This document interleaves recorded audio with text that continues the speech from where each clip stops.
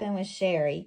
If you participated in the June 2023 Creative Memories Virtual Crop, you saw a layout where lots of people had used border punches to make frames around one of their pages. And if you have not played with any of the frame punches, they are actually named frame, but you can also tell if it's a frame punch if it has this silver line going through here. That's to help you line up your corners.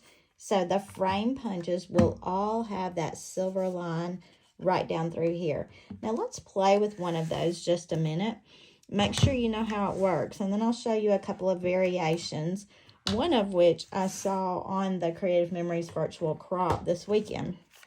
Now, this is the cloud frame punch, so it looks like little clouds all the way around.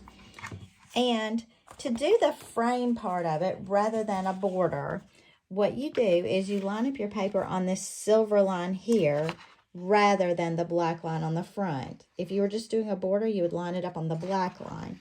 But we're going to line up on the silver line, punch, and you continue lining up the same way after that. You're just going to keep covering the blue marks that are on the punch until you get down to the end of that. And when you get to here, what you want to do is bring this around and line up this straight edge. You see I've got a little square edge here and a square edge here. So you want to line up that square edge on your silver line on the side again, and then just start punching again. And see how perfectly that lines up your corners so you don't have any weird jagged edges or anything like that. I think that's a really pretty look. So let's continue to punch this.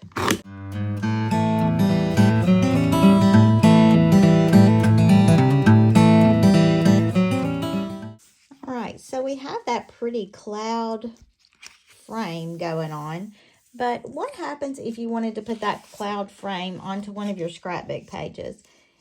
You can see it's a pretty look, but it kind of fades into your background. So how could you do this in a way that would make it stand out just a little bit more? Well, it's easy enough to go back and add a colored sheet of paper behind that, and look how pretty that is when it stands out on that blue. I've got a little wrinkle in my paper, but it's okay.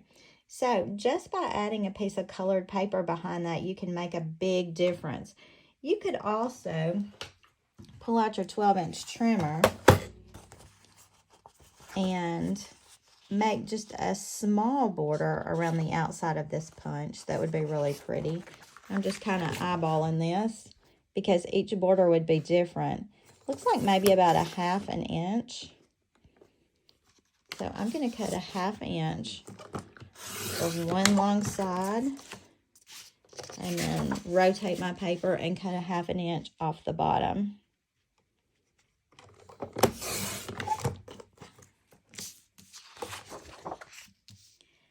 And by doing that, we've just created a border that comes right in next to that cloud.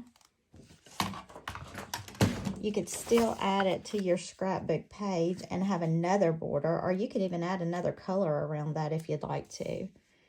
But look at the difference just that small border makes around that. So that's one way to use the border frame punch. Now I wanted to pull this one. This is the arch frame, and I saw a beautiful, beautiful idea using this weekend. And so I kind of wanted to play with it for a second. And my daughter had sent me some pictures of my granddaughter in her new sandals. And her new sandals have these 3 colors on them. And she was pretty impressed with these sandals. So what I'm going to do is make a frame with this arch frame punch first. And remember, to make the frame, we line up on the silver here rather than lining up using the black lines. So I'm going to go ahead and make a frame that goes all the way around this, lining up on the silver, covering my blue space.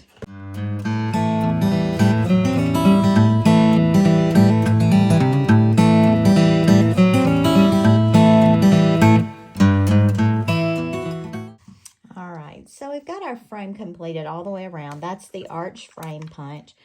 But This is pretty plain as is, and I want to draw in these 3 colors that were in my granddaughter's sandals. So what's the best way to do that? You could do that with just some matting on your paper, but I want to show you another idea.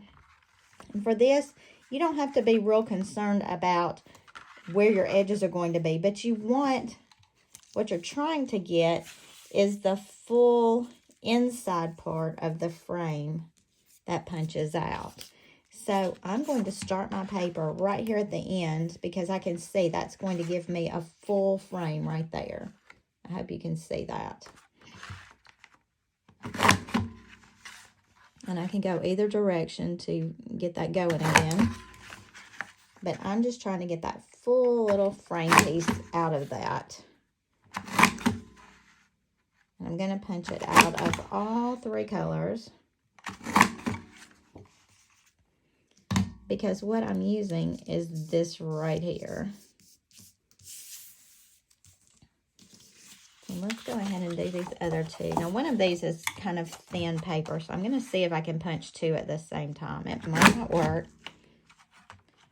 And you have to be careful about punching double thicknesses because it jams up your punch sometimes. These seem to be working okay because the pink is really thin. And again, I'm not necessarily going for the border itself. I'm going for the little inside piece. So I'm not being real precise. Although, look at that. I've ended up with 3 nice looking borders.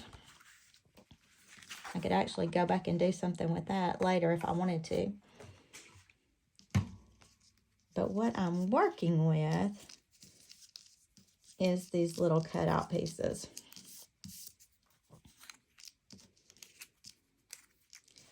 And what I'm going to do is just go back and fill in these holes in a pattern with the cutout parts. Now, when I get my pictures developed, I will obviously put this on a background paper. I'm not sure which color yet, but it could go directly on your scrapbook page if you use the regular Creative Memories pages. So whatever works for you on this, but look what a pretty design that is already. So I'll be finishing out this page, and you'll see the picture of it on the video, either on the front end or the back end.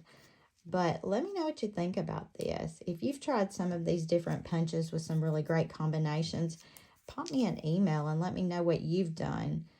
I'd love to see your comments. I'll try to respond to every comment. So let me know what you're thinking about the videos, the ideas that we do on here. Until next time, happy scrapping.